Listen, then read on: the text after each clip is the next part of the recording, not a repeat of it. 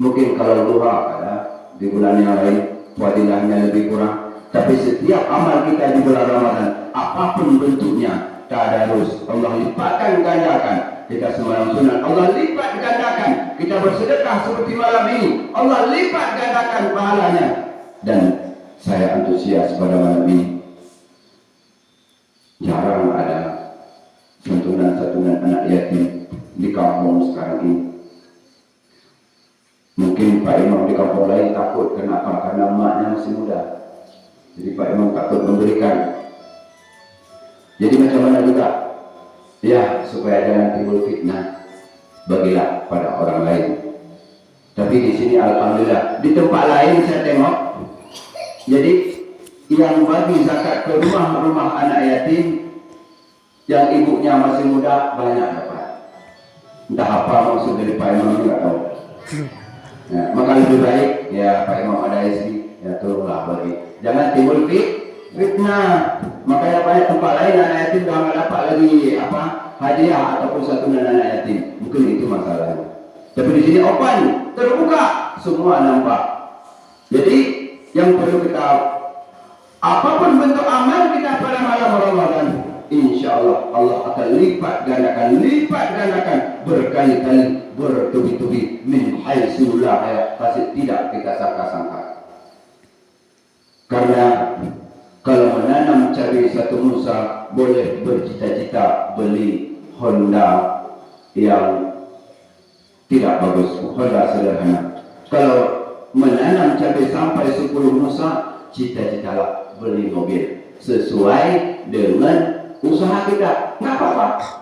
Jangan tanam satu musa rencana mau beli mobil, itu menghayal. Kalau anak muda nanam satu musa mau kawin 5 tahun lagi nggak dapat kawin. Kalau anak muda belum kawin, maka tanam cabai banyak-banyak, cita-cita untuk berumah tangga, insya Allah tercapai. Makanya di tempat lain kasihan saya tengok Pak Imam tadi.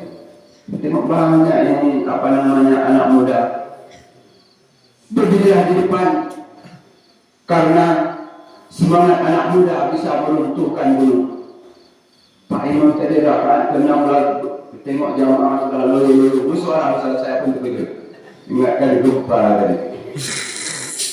Anak muda berdirilah di depan untuk mengimami sholat apapun, karena inilah yang jadi masalah. Untuk berdiri di sini ibu bapak, berdiri jadi imam, SIM-nya banyak sangat syaratnya. Sekurang-kurangnya harus menghabiskan beras 1 ton di daya baru bisa jadi imam ataupun jadi sopir imam. Kenapa demikian? Karena syarat menjadi imam diantaranya faqihu fiddin, memahami hukum-hukum agama, baik itu hukum fikah, hukum tasawuf, hukum tauhid, dan hukum ilmu tajwid.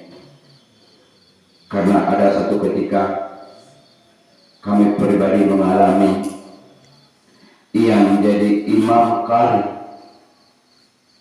salat tarawih 20 rakaat, qari dibawanya jadi imam, pas tengok belakang tinggal sendiri. Kalau kami jadi imam salat tarawih 20 rakaat pukul 3 siap.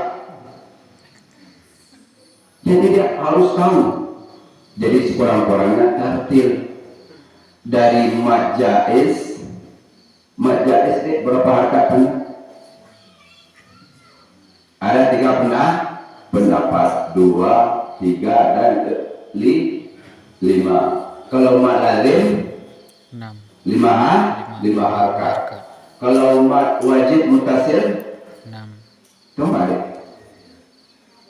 6 boleh 6 rakaat. Ini nampak ada belajar. Ini semua harus tahu dari seorang imam.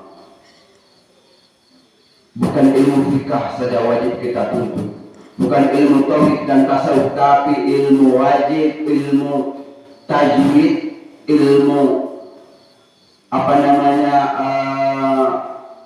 huruf-huruf hijaiyah harus kita ketahui. karena mana dengung, mana apa namanya idgham, mana mad len, mad badal, mana mad al-diskur. Ini perlu kita ketahui. Kenapa? Karena seorang sopir menanggung apa namanya jamaah yang lainnya, penumpang yang lainnya, maka masih ada peluang untuk kita untuk mempelajarinya. Karena di setiap huruf yang kita bacakan, sifatul huruf, makhrajul huruf berbeda, maka akan ada makna yang lain. Tujuan ini, tapi kita baca lain, maka batallah bacaan kita, batallah Fatihah kita, maka hancurlah sembahyang kita. Kalau imam sudah masuk jurang, saya yakin penumpang semua masuk jurang. Tidak percaya, coba naik mobil.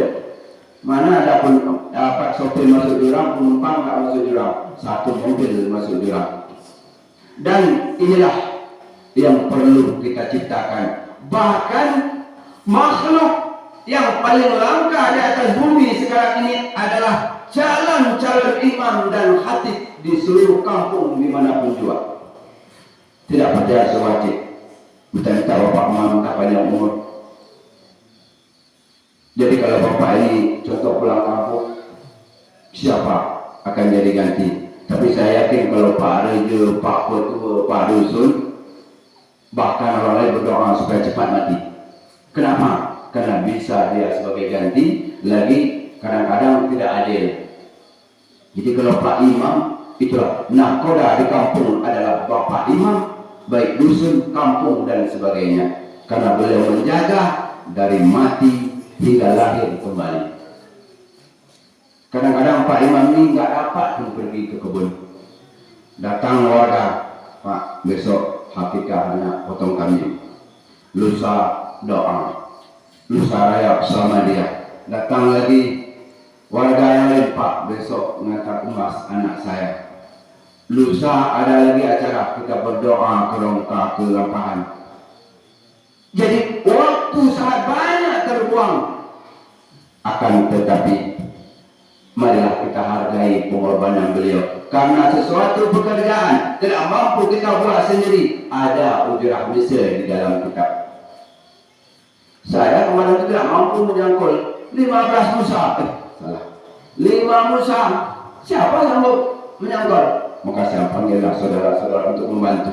Tetapi habis orang itu nyangkul di kubur saya, lalu saya bilang, terima kasih. Kalau nggak salah saya dikubur dengan cangkul orang itu. Dia harus ada terima kasih. Bukan saya membela Pak Imam, saya pun imam. Kadang-kadang 7 hari 7 malam kita talqin bersama dia. Besoknya hari ke-7-nya Pak Imam bocor Honda di depan bengkel dia. Biasanya 2.000, biasanya minta 10.000 Pak Imam karena BL merah. Masya Allah. Itu susah mau kita cerita. Bukan kami ingin membedakan. Artinya makhluk yang paling langka adalah itulah imam yang menyembahyangkan kita, menyembahyangkan orang tua kita, mentelkin kita di masa yang akan datang. Inilah ciri-ciri ataupun kadar-kadar perlu diciptakan di kampung. Banyak S2 sekarang nyangkol, S3 nyangkol, S4 nyangkol, sekolah tinggi kerja tidak ada, peluang kerja sangat kurang. Kadang-kadang ada pekerjaan harus disogok. Mau masuk tentara harus ada 100 juta, mau masuk polisi 200, mau pakai baju putih 250. Dan ini adalah perkara-perkara yang Rasulullah bilang al-tashi wal mutashifinat. Orang sogok, orang menerima sogok sama-sama masuk neraka. Ini pengalaman pribadi kami. Bukan kami ingin menyombongkan diri. Walaupun kami ini kecil ditengok, tapi kami sekolah di luar negeri. Ya, walaupun SD di Sumbawa, SMP di Lampahan, tapi S1-nya di Malaysia. Ketika pemekaran pidana kami ditawarkan kerja di dinas syariah, perlu putra daerah yang siap tampil di mana-mana. Waktu pulangnya, tentu 50 juta.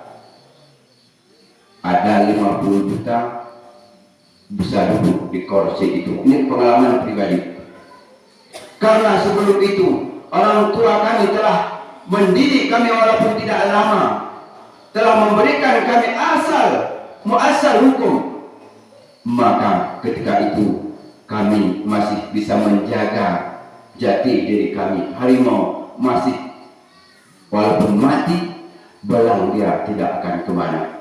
Maka kita tolak mentah-mentah, terpaksa kami tolak.